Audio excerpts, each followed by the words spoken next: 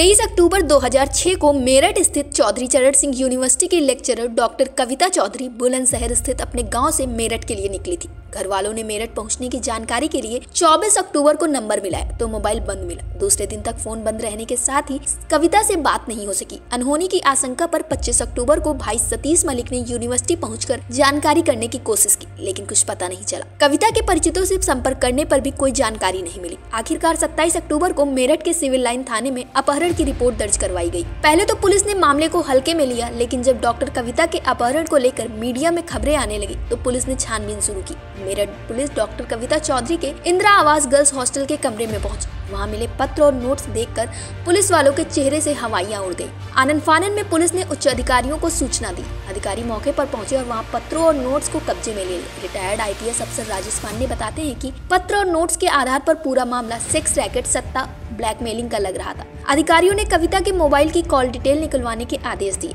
Hostel के कमरे से मिले पत्रों में एक पत्र बार बार पुलिस अधिकारियों में घूम रहा था। इसमें लिखा था कि तत्कालीन मंत्री का करीबी रविंद्र प्रधान हत्या करना चाहता है और वो रविंद्र प्रधान के साथ जा रही है। इस पत्र के आधार पर पुलिस ने रविंद्र प्रधान की तलाश शुरू कर दी। बुलंदशहर निवासी रविंद्र प्रधान यूपी के तत्कालीन बेसिक शिक्षा मंत्री किरणपाल सिंह का करीबी और दबंग था।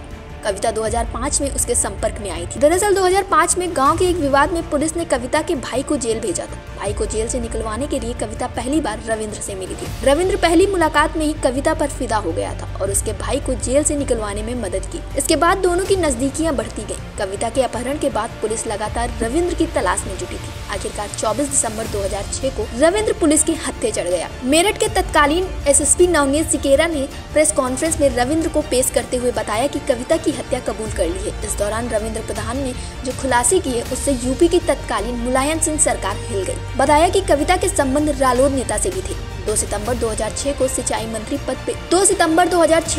मंत्री पद से इस्तीफा देने वाले डॉक्टर मिराजुद्दीन समेत कई अन्य रसूखदारों से भी हैं। कविता चौधरी के उनसे शारीरिक संबंध थे और उनसे अश्लील सीडी भी बना ली थी। इसके बाद अलीगढ़ निवासी योगेश के साथ मिलकर सबको ब्लैकमेल कर रही थी। रविंद्र ने पुलिस की मौजूदगी में मीडिया के सामने खुलासा किया कि सीडी के जरिए पूर्व सिंचाई मंत्री डॉक्टर मिराजुद्दीन से 35 लाख रुपए वसूले थे। रविंद्र के मुताबिक कविता के पास चौधरी चरण सिंह यूनिवर्सिटी के पूर्व वीसी आरपी सिंह और ललित कला अकादमी के अध्यक्ष कुंवर विजेंद्र सिंह की भी अश्लील सीडी थी। रविंद्र ने बताया कि वसूली की रकम के बंटवारे को लेकर कविता से झगड़ा हो गया था। वसूली की रकम में वह बड़ा हिस्सा चाहती थी। इससे परेशान होकर उसने योगेश के साथ मिलकर कविता की हत्या का प्लान बनाया। इसके बाद दोनों 24 अक्टूबर को कविता को इंडिका कार से बुलंदशहर की तरफ ले गए। रास्ते में लाल कुएं में जूस पिया। उसमें कविता के जूस में नशीली गोलियां मिला दी। बेहोश होने पर दादरी से एक लुंगी खरीदकर कविता का गला घोंट दिया। कुछ दूर आगे चलकर लाश सोनौटा पुल से नहर में फेंक दी। इसके बाद पुलिस ने नहर में तलाश कर लेकिन कविता की लाश नहीं मिली। इस हत्याकांड ने यूपी के सियासी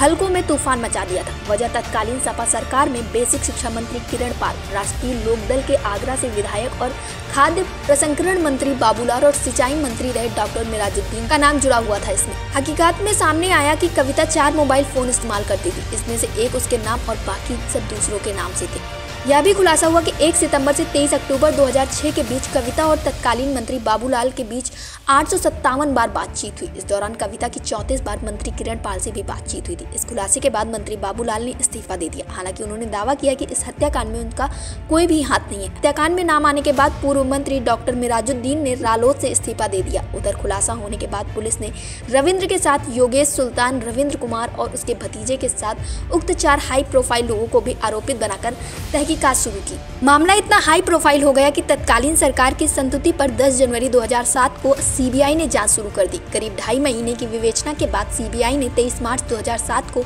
उक्त 5 आरोपितों के खिलाफ सीबीआई विशेष कोर्ट में आरोप पत्र दाखिल किया। इसके बाद ही 4 हाई प्रोफाइल लोगों डॉक्टर मिराजुद्दीन, बाबूलाल, किरणपाल सिंह और यूनिवर्सिटी के वीसी आरपी सिंह के खिलाफ यह कहते हुए क्लोजर रिपोर्ट दाखिल की उनके खिलाफ हत्याकांड से संबंधित कोई साक्ष्य नहीं मिला है। वहीं सीबीआई भी लाश तलाशने में नाकाम रही।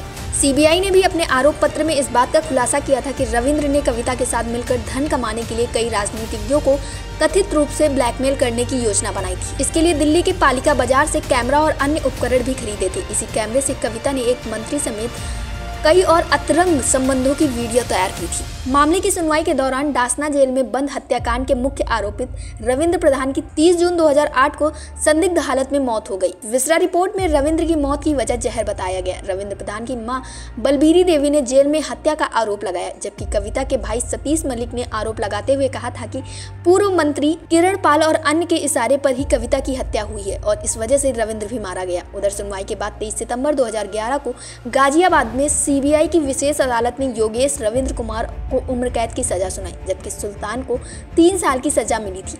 कोर्ट ने रविंद्र के भतीजे अशोक कुमार को बरी कर दिया।